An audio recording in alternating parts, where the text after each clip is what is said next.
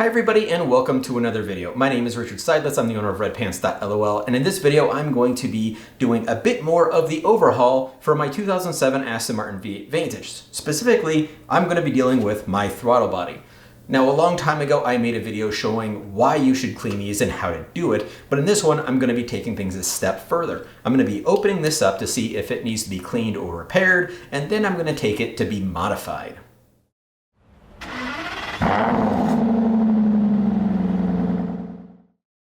Cleaning the inside of this generally isn't necessary, but things do happen with these throttle bodies. I wouldn't call it a common problem, but there have been enough cases of it happening to where maybe it's worth taking a look into if you think that it could be causing some issues with your car. It's very easy to open this up. All you need is either a flathead screwdriver, a small sharp one, or a pick. The reason you want it to be small and pointy is because it needs to get inside of that little bit of an opening right there. Now when you take this apart, make sure that you are controlling this clip because it can go flying across the room if left to its own devices.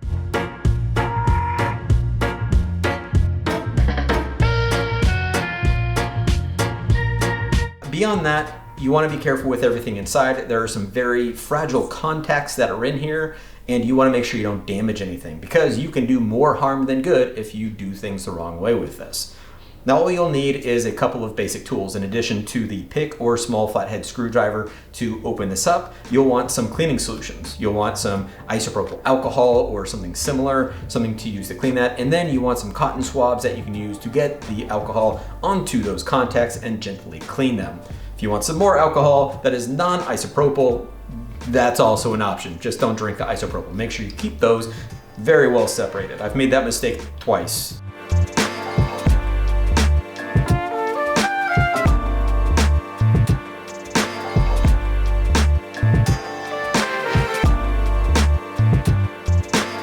Anyway, the modification part of this is a bit different. Now, I'm going to be doing two things here. The first is I'm going to be porting this, but I'm not porting it in the traditional sense of making it bigger. Rather, I'm going to be keeping the butterfly valve and the diameter of the inner bore around the butterfly valve the same, but I'm going to have it ported out so that the transition, the angle from the inlet to that butterfly valve is level, or at least more linear. I'm going to have it done at an angle so it kind of reduces this entry lip and then gets rid of that step lip on the inside. The reason I'm doing that is because I want to improve the airflow velocity going through it. Generally speaking, turbulence slows down air. I'm sure there are some exceptions to that, but turbulence slows down air. With this, yes, there's going to be a lot of turbulence because, well, that butterfly valve is nothing but a turbulence generator. However, if I can improve the airflow going through it by getting rid of these lips, then that's what I'm going to do. Now, the other part of that is the ceramic coating. The ceramic coating is to prevent heat soak. Over time, as the engine's running, everything gets hot. That's why when you open up the engine, the hood after running the engine for a while and you touch anything metal, it's going to be hot. Well, heat soak does slow down the performance of an engine by making the intake air less dense. It's the whole concept behind a cold air intake. Now, I do get asked every once in a while about cold air intakes for Aston Martins, but our cars have them from the factory, so don't worry about that. If that's one of your questions, we've just answered it. They come with it from the factory.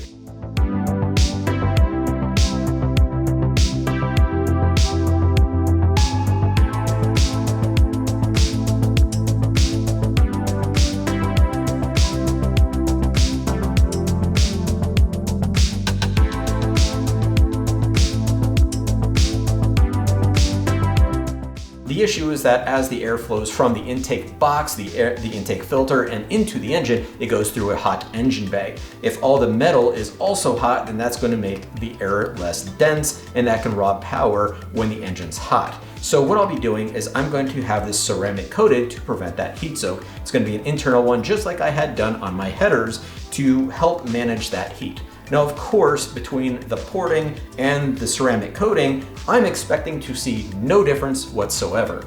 In fact, if I do notice a difference, I'm going to chalk it up to a placebo effect because, quite frankly, when it comes to heat soak, that's how far the air travels through the throttle body. It's that wide.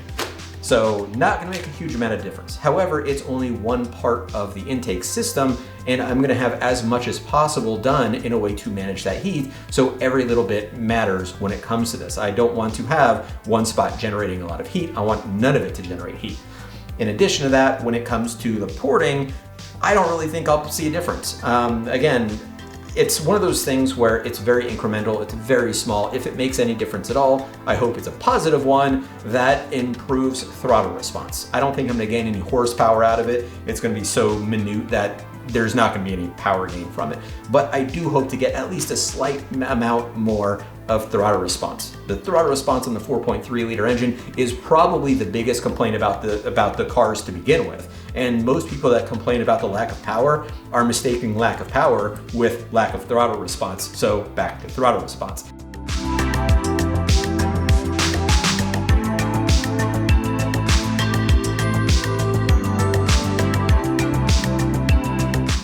If I can get even a little bit of improved throttle response out of this, it's going to add into the improved throttle response I've got from all the weight reduction, from the lightweight flywheel, from the engine tuning, the dual plate clutch. There's a lot of stuff that ties into this, and if this just is one more grain of sand, eventually I'll have a beach. And quite frankly, I can use a beach because it's like 38 degrees Fahrenheit out there, and I'm over that. So, all that being said, let's go ahead and take this apart, see what's inside, and then get on with the rest of this project.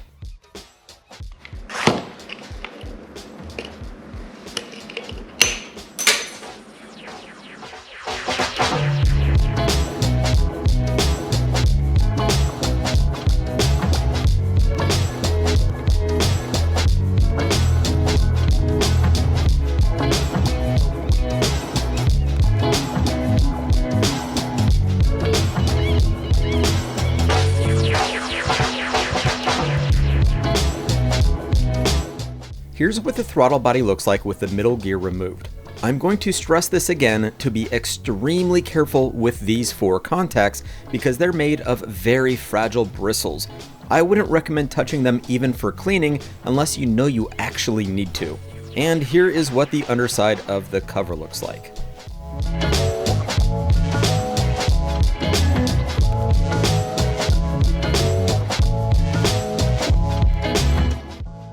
The most obvious change is that the throttle body is now black. The original finish is still exposed at the entrance to the throttle body, but it's going to be covered by the intake duct and won't be seen. Less obvious is the knife edge port. Most people probably wouldn't even know it was any different than a stock throttle body unless they had a stock one to compare it to side by side. And even less obvious than that is the Cerakote piston coat, which is on the inside of the bore, and that's what's providing all the heat insulation. So that's the video. If you want to see some step-by-step instructions, I've got them written down in the DIY section of redpants.lol. If you like what you see, make sure you subscribe, follow the channel, do all that sort of stuff. Most importantly, I sell a bunch of stuff on Redpants. If you need the stuff and I sell it, please consider supporting what I do and shopping on Redpants. Thanks, and I'll see you next time.